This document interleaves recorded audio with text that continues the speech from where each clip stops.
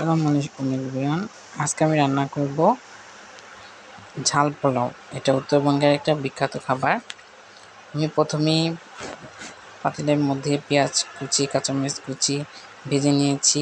তারপরে দিয়ে দিচ্ছি আদা রসুন বাটা, পরিমাণ মতো লবণ, হলুদের গুঁড়া, মরিচের গুঁড়া এবং ধনিয়ার গুঁড়া।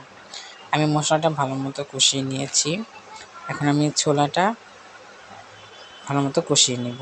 এটা ছোলা দিয়ে রান্না করা হয় এবং পোলাও চাল দিয়ে দিয়েছি। পোলাও চাল ছোলা আমি ভালো মতো কষিয়ে নিচ্ছি।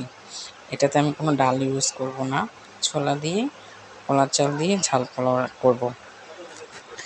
আমার পোলাওটা হয়ে এসেছে, ঝাল পোলাও প্রায় হয়ে গেছে।